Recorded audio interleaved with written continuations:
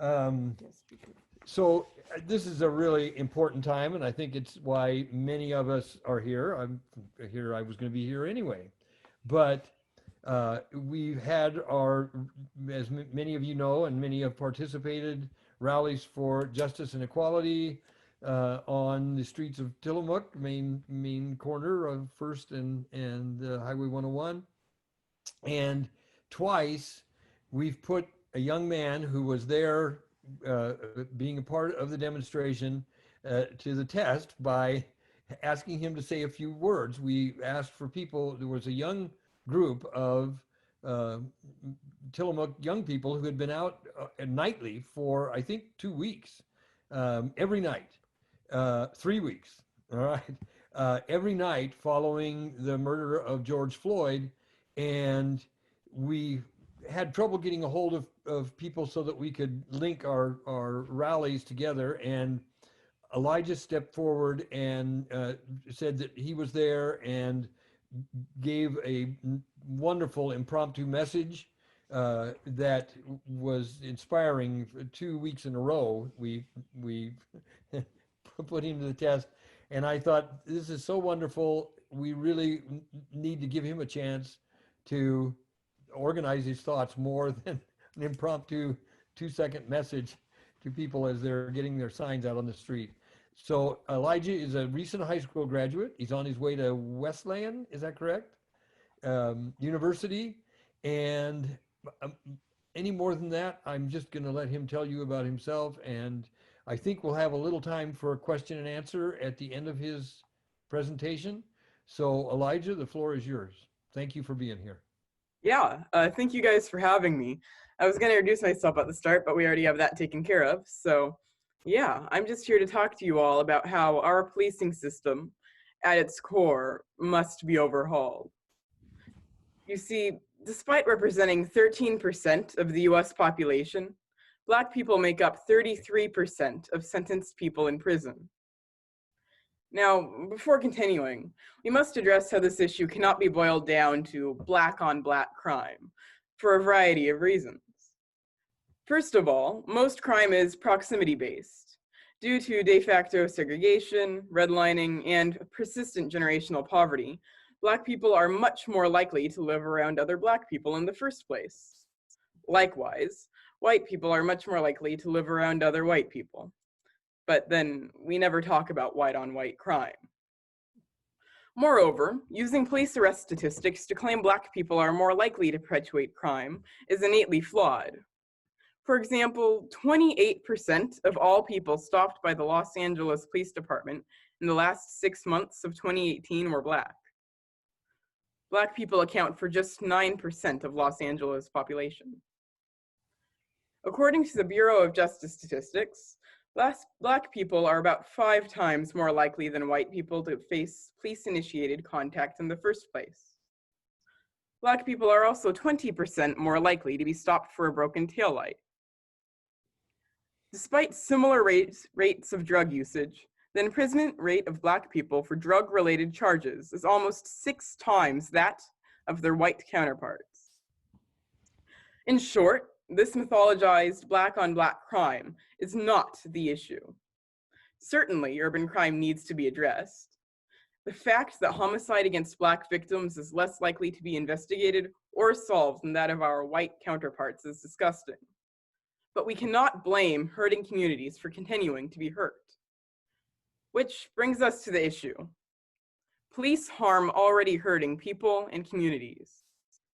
The fact that dead Black dads are a common trope is inexcusable. The fact that too many people live in fear of those who should protect them is inexcusable. Right now, we ask police to be social workers, therapists, and patrollers. They are expected to solve too many problems while working within an innately flawed system.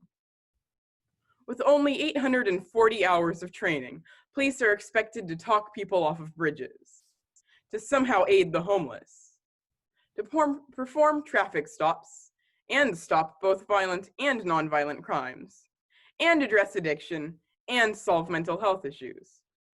Social workers, at least, get a bachelor's degree. By unloading so many responsibilities onto a group of people armed with little training and a gun, we are setting up societies marginalized for failure. We all have internalized biases. American society was built upon racism, was built upon slavery. Therefore, we must take conscious steps to dismantle systems that were built for oppression. From the 13th Amendment to de facto segregation, impact bias training is not enough. Impact bias training was not enough in Minneapolis, after all. We must fund different public service agencies, ones specifically designed to help. We must shift this workload away from police. Agencies of unarmed social workers that are specifically qualified to work with homeless people, or people with mental health issues, or people struggling with addiction. We must build systems that support homeless people and get them back on their feet, instead of putting them into jail for 3 square meals a day. We must build agencies that can perform regular traffic stops unarmed, without the risk of murder. Don't get me wrong, there would still be groups of people trained to deal with violent crime. These individuals would have much more training than the cops of today. They must be properly equipped to deal with hostile situations without escalating them. Understand, this is a matter of life and death. Black people are 3 times more likely to face violence in a police encounter, and we are more likely to encounter the police besides.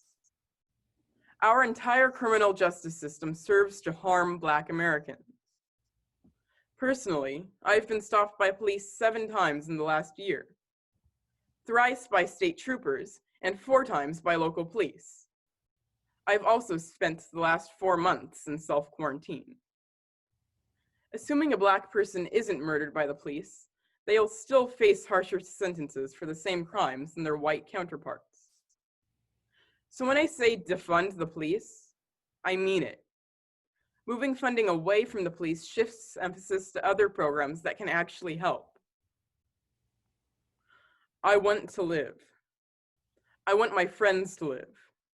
I want to be able to walk down the street without fear. I want to be able to call for help. I want to build a world where I don't have to teach kids police protocol.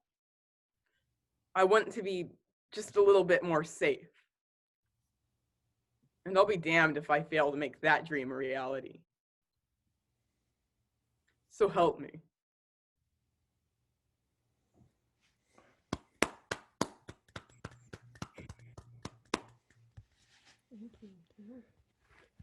So, thank you so much, Ethan. Thank you. Ethan. Elijah, these are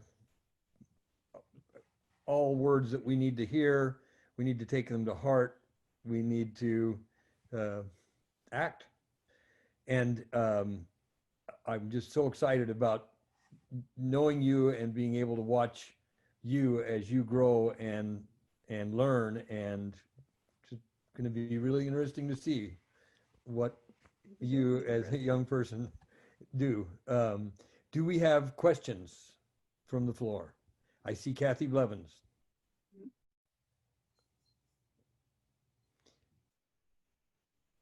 Thank you for that, Elijah.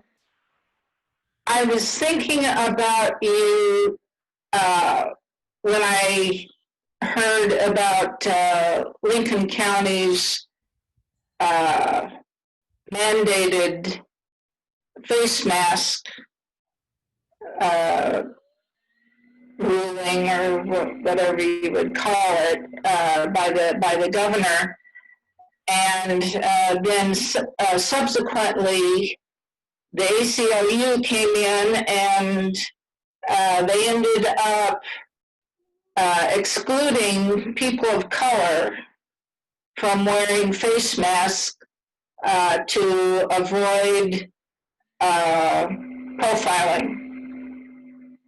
And I wondered if that was maybe going to show some unintended consequences, singling out whole group of people, the rule is this except for these people. And maybe it was avoiding the hard work of educating the business owners and citizenry in general that the racism is so prevalent that people don't even notice it anymore unless they're on the wrong end of the stick. And if the police in the county were well informed that it was not to be permitted to profile and people not get hassled or threatened by shopping while black wearing a mask, and to draw on the citizens to help make it so that everyone, this is a health concern. This is a ruling made for the public safety, the health safety, and to exclude a portion of the populace from doing that. I know that it's voluntary. You can certainly wear a mask if you want to, but if you feel that you're threatened, you're excluded. But I'm just wondering what your thoughts on that was. Well, I do think that lifting the ban or lifting the recommendations for people of color was well intentioned. It's utterly unhelpful. We're just at risk as everyone else, and it definitely doesn't help with slowing down the spread of disease in the first place. Beyond that, it doesn't address the core of any of our issues.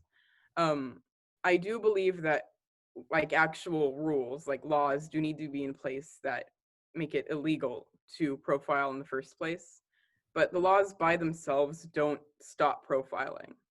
To actually stop the issue at its core, we do need law change, and we also need to change the actual system that encourages this. So right now with police brutality, for example, I'm calling for such a broad systematic change because we really need to address this consciously all the time. It is ingrained in the American consciousness to see Black people and consider us more likely to commit crimes. It's ingrained in Black people themselves too, this kind of prejudice. So overall, for me personally, with this Black people of color not needing to wear masks thing, it makes me feel as though, well, I really shouldn't then, because the personal risk is so great. But at the same time, wearing masks in the first place serves to protect our community. So yeah, it doesn't address any of the actual issues that need to be addressed. And it really does more harm, considering how we know that people of color, communities of people of color, are so much more at risk with COVID-19 in the first place. Thank you, Elijah, and thank you, Kathy, for the thoughtful question. I have a question that was just that I want to clarify with everyone, is that we, with Elijah's permission, have been recording so that his talk this evening will be on our webpage. And also, I've had a couple of questions asking whether, Elijah, you would provide us with a transcript that we could post on Facebook and on our webpage so people can read your words. Yeah, I can sure do that. I have it written down Okay. already. Thank you so So much. I'll share that. I'll share all my sources too, because I'm that guy. Okay. I got you guys covered. All right. Thank you so much. More questions. Andrea. Andrea Goss. So, Elijah, how long have you lived in Tillamook and have you lived other places? And do you feel like maybe it's better or worse? And when I say it, I mean the system and the way Blacks are treated. Do you think it's better or worse? And the police system here in Tillamook? Yeah, I think I'm going to have to narrow in a bit with the policing system and maybe some treatment things, but because racism is in America, like that question encompasses literally like my entire life, and that would quickly turn into like a 17-year-long rundown. Um, that said, Tillamook I've lived here for about 3 years now. I moved here my sophomore year, and I've lived in Oregon my entire life. In terms of places I've lived, I've been stopped by the police, I'd say more in Tillamook, but that's also because I've been outside more in Tillamook. Before I moved here, I was pretty young, and my mom's white, so I kind of had a degree of protection when I was with her. That said, in the past 3 years, let me see. I was stopped last year 7 times. Last year, I was stopped 9 times. In the first year I was here, I was stopped 10 times. So I got a nice average going, I guess. In terms of treatment of Black people in general, I do know that it's like Safeway or Fred Meyer, for example, I think I do get followed. No, not I think. I do get followed very, very often. So it's just an everyday thing. Wow. Let's see. So Oh, So I'm sorry, Elijah, and thank you for sharing with us. yeah, this sort of thing, it encompasses most all walks of my life, to be honest, just because I exist as a Black man. Before I moved here, I lived in Arlington, Oregon, which is like very small town, 600 people.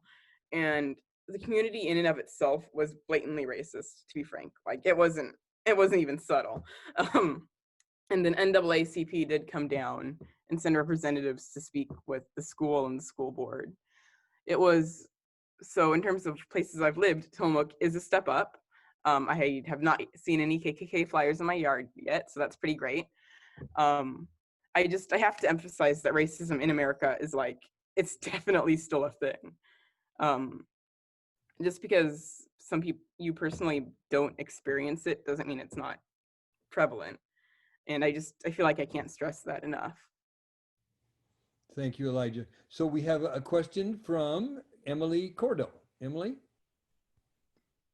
Hi. I first of all just really wanted to, as somebody who's a debater for 8 years and a lawyer for 10 years, it was really an exceptional speech. So I wanted to offer my appreciation for that, and then also to ask, for those of us who are already fully on board with defunding the police, do you have any suggestions for how we might get involved locally? Yes, okay. I love you guys so much just for that question. I'm gonna be frank. My experience with the local governments is limited to like the last 3 months at this juncture. So first of all, disclaimer. Second of all, definitely talk with your city council members and people that are your representatives on the county level. Both local and state, like our local police are managed on a county level most of the time. So speaking with those representatives will get actual direct results. Suggest actual policy, like physical things that can be enacted. We're going to have to say it, and we're gonna have to mean it when we say that we want the police to change. A lot of times suggestions get filtered down. So we start at overhaul the policing system and we end at more impact bias training. And that's not gonna cut it. In no world will that cut it. So be sure to talk to your representatives on both the city, county, and state level, because they're the people that actually manage our police. Federal laws can be helpful, but like the feds don't exactly have jurisdiction over most police that do like patrolling. They control like the Bureau of Justice, FBI, that sort of deal. Does that help? So I don't know if this is the proper place for this, but John Rogan is next with a question. I'm just going to interject, and I see your hand, Annie. I will, but just so that Elijah, you know, and I've already spoken with Emily about this, is that um, people that have come to the rallies have expressed similar concerns.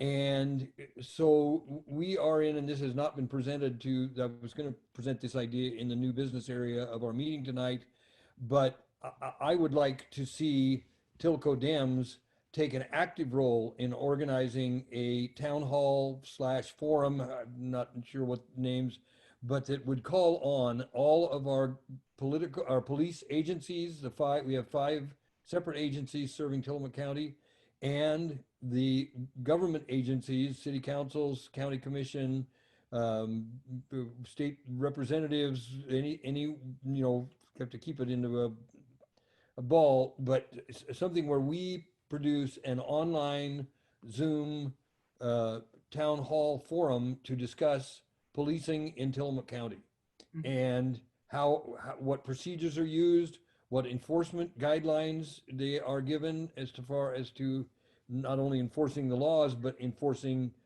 themselves.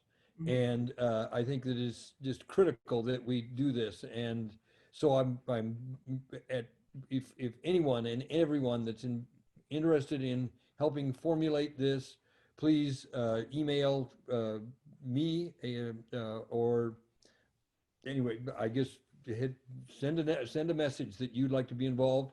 Emily has already said that she'd like to work on this. I have Erin Scarr, our commissioner-elect, has told me she wants to work on this. So we've got a small group ready to go. Just want to let you know that this is in the works. John Rogan? Hey, wait, before we do the next question, I'm sorry, John. I see you.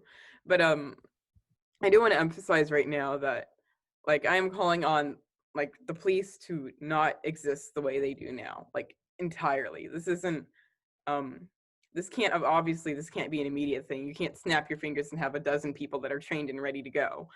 But like this isn't just an enforcement change, but the way we consider enforcement as a whole. So what I'm thinking right now, and this will take time and more people and more talking, of course, is to honestly phase out police enforcement as it exists. The police that already exist can, of course, get more training. I hesitate to say get grandfathered in because that would kind of be unhelpful at this juncture. But as we discuss how to change law enforcement, just keep in mind that currently existing officers don't necessarily want things to change that radically. So as we're allocating seats in the table, just remember who's affected, who benefits, etc.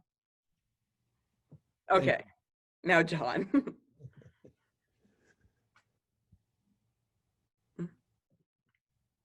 Yeah. I cannot hear you at all. Oh, I think John needs to be unmuted here. There we go. Can you hear me? Yes. Yeah, thank you. Elijah, thank you so much for everything you've said, both in your prepared presentation and also in some of your answers. And I think you might be aware that a week or so ago, Fred had a guest column in the local newspaper. Mhm. And the whole theme was, it's time we started to listen. And just this week, just yesterday, in fact, Diane Colcourt, again had a letter saying, it's time for us to start listening. And so my question is this, would you be prepared, and I'd be happy to work with you Mhm. on preparing maybe a guest column for some of our local papers, where you can put some of your thoughts down so that the rest of us can, besides what the 32 people who are listening to you now, have a much larger audience for you to speak to. That sounds like a great opportunity. Oh, I would love to do that. I would also love help editing because I've never written a newspaper column in my life. But please do email me. I'm not sure if my contact information's been provided anywhere here. Let's We see. we can do that. And I know John is an incredible writer. I am a former newspaper editor. Uh, I volunteer to help in any way we can.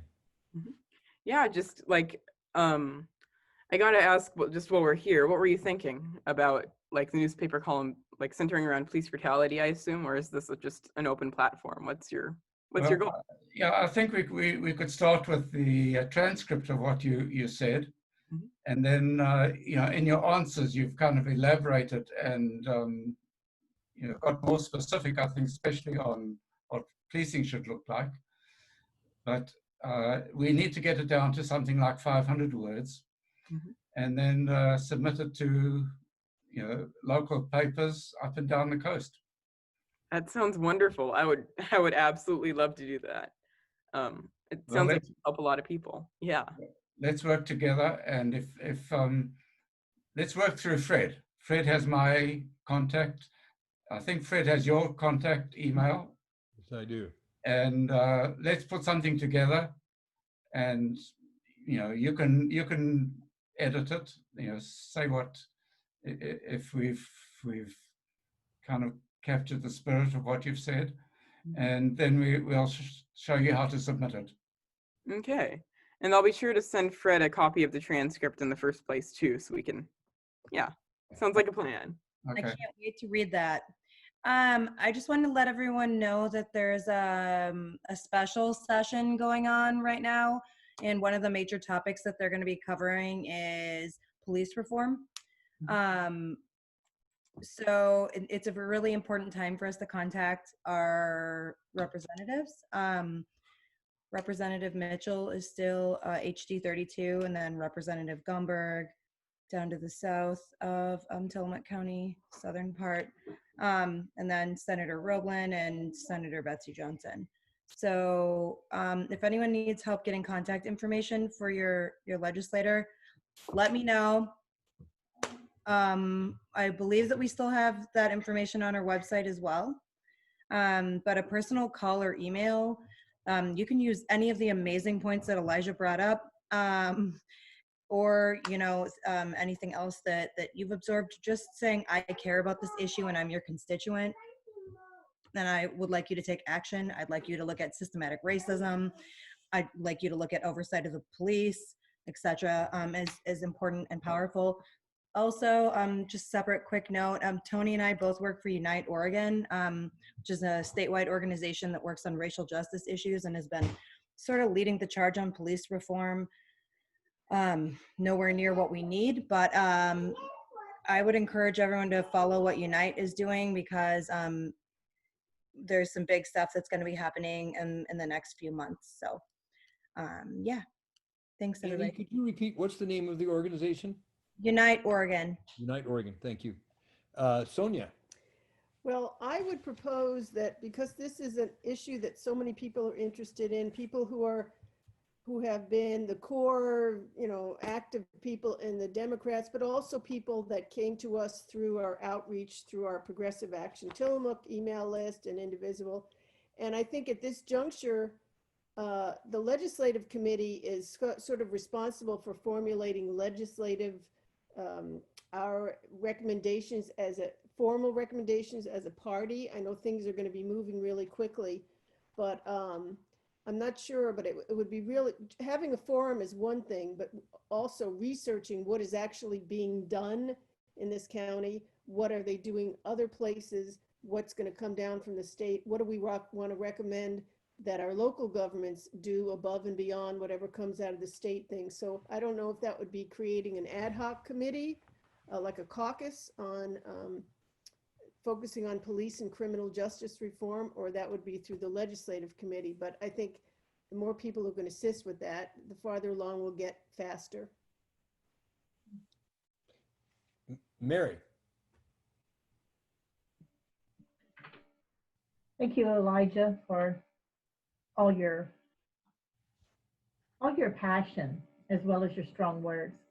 So I was just thinking, and as I had my hand up, more and more ideas come up, but John and Fred are both on the communications committee. And it would be great to have this go to the newspapers. We certainly want that, but we'll work with you all on the communications committee, and that way we can get it on our Facebook, we can get it on the websites and things like that. So please join with the communications committee, and we can make this an official work of the Tillamook Dems and not just something that goes out to the newspapers. And then Annie, as I had my hand up, you were speaking, and I would like to connect with you about Unite Oregon and see how we can get some information about that on our website too. Is that okay? And Sonia, James isn't here tonight. He's the chair of the legislative committee, but all the other members of the legislative committee are here. So we'll reach out to James and see what he can do with that. I think I just want to make sure that, because I'm excited that the Tillamook Dems can have a role in this, and then we can be a support and help amplify everybody's voice. Does that make sense? Thank you, Mary. Okay. So I have a question from Andrew, or a comment.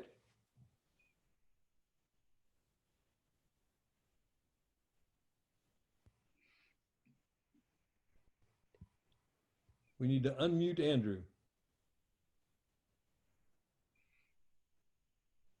There we go. There Can we you go. can you hear me? Great. First of all, Elijah, thank you for your poignant words. Both at the march and now it's sincerely inspired us. I just want to state unequivocally that some that may doubt the passion and the drive and the focus of our youth today just need to listen to Elijah's words. Burn them into your memory. Realize that this is going to be the voice of our nation. This is going to be what is going to drive these needed reforms. And I'm going to ask the question that I'm sure is on many of our lips. It's not necessarily pedantic, it's an authentic question. Elijah, are you intending to run for public office? Because if you are, I have your back 100% and will do anything that I can to see you reach that fruition of that goal, that support. I just wanted to ask you to consider this as a stepping stone towards that, and us as your very first people that are going to stand in line for you. That's all I wanted to say. Oh, thanks. I'm gonna cry a little bit.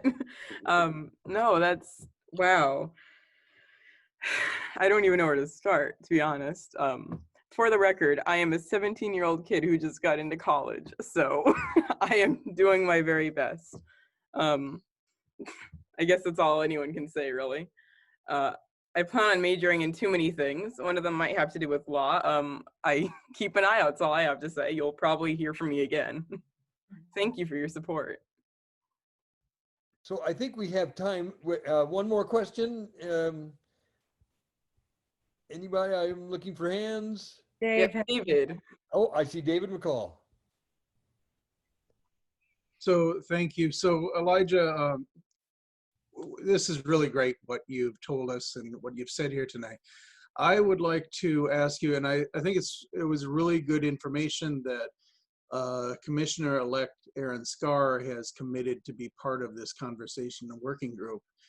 The Board of County Commissioners yesterday passed I'm not sure if it's a proclamation or exactly what it was. I missed out on part of it and only heard part of it, declaring their support for Black Lives Matters. I would be curious to know to what extent they have reached out and had discussions or involved people like you in this conversation, or did they do this in a vacuum? They said that they are going to be following up on this. One of the things that I have been hearing in the conversations in the hallways on the county level is the repeated sentences that, yeah, all these protest and riots, that's really a city issue. And it would be terrible if the legislature during the special session did anything that would affect policing in rural counties like here in Tillamook, because we don't have problems like that. Our police departments and sheriff's department is completely different. They shouldn't take our money away because we're doing things right.